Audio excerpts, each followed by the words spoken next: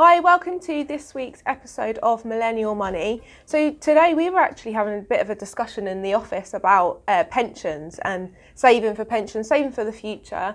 And we were talking about state pensions. So we then got onto the topic of whether or not I'm actually going to have a state pension by the time I come to retiring, and basically what it is and how it's sort of funded.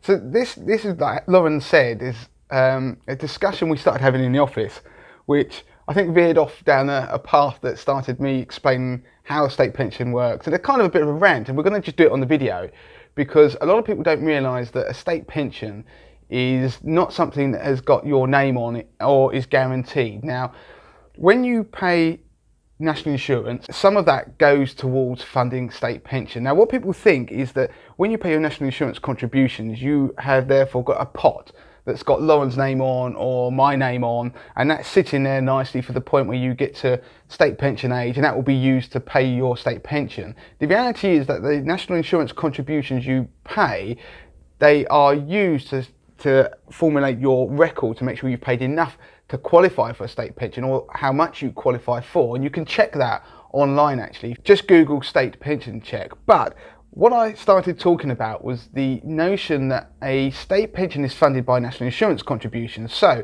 when you get to state pension age, you don't pay national insurance contributions, which is wonderful if you're at state pension age. But it's much more of almost like a cash machine. So if you imagine we're paying our national insurance contributions, and so today they're going in, and you imagine that's almost like a cash machine, that we're on one side of it. Now all the old people out there getting their state pension, they're on the other side withdrawing money. So that's how it works. Our contributions now pay for the current wave of state pension retired people.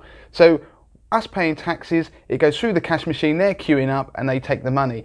So if you imagine what happens as you get to retirement, you basically walk from one side of the cash machine to the other.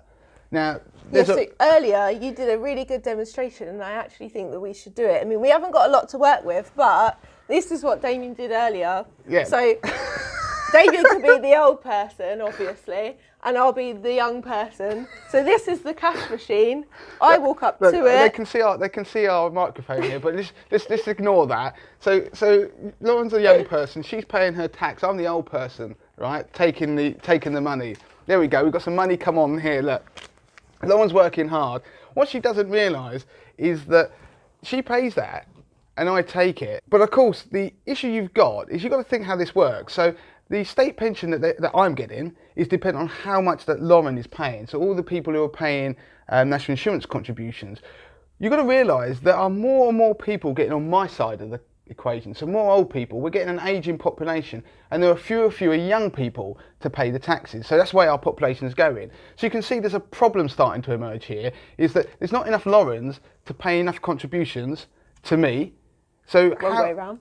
Yeah, so how are we going to make that work? The only way to make that work is for Lauren to pay more tax, so people who are younger to pay more national insurance contributions to be able to fund the more people that are coming around this side. So there's fewer people on that side paying national insurance contributions. You can see there's a problem going to emerge here. As Lauren and I get to state pension age, and I'll get there a long time before Lauren does, there won't necessarily be enough people paying enough tax to fund my state pension. So either I won't get one, or I'll get a very reduced one, or people paying national insurance contributions are going to have to pay more, or we're going to have to get people to do the jobs that there aren't any people doing. So that may mean immigration. But what you've got to realise is all the people on my side there's far more of us. So us old grey-haired people have got more votes. So what we're going to do is we're going to make sure that we keep our pensions. We're going to vote for that. And what's going to happen is we generally don't like immigration. That's unfortunate. That's what Brexit, most of the people who voted for Brexit were in this generation. So Lauren, unfortunately, you're going to have to keep paying more tax. Yeah. And if you don't, you look fun. You look quite depressed at that thought, but this is reality. So you're going to probably have to pay more tax, or I'm going to have to take less pension. That ain't going to happen because I'm not going to vote for it because I'm old. So you're going to have to pay more. The reality is, as we go forward, that equation won't probably work. So we're going to have to put up taxes, or I'm going to have to take less. So that's what's actually quite interesting about auto-enrolment, is the government have now enforced you enforced a policy where you have to pay into a pension as soon as you start a job. So it's almost as if they're actually preparing for us to not have a state pension by the time we reach that But age. that's what you've got to realise. The state pension age is going up. So that was the other thing in that equation that I missed out, is that you could actually start pushing up Lauren's state pension age, so she gets it later and later. So it means that you don't have to fund as much.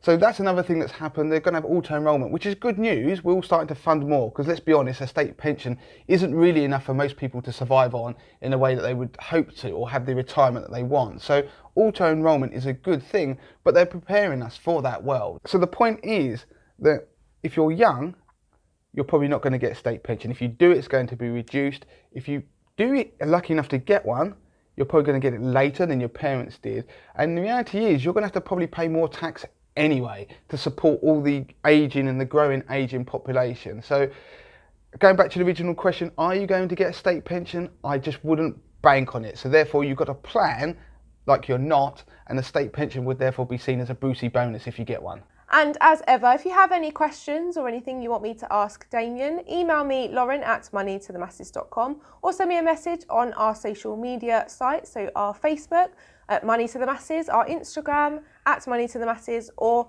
our Twitter, Money to the Masses with the number 2.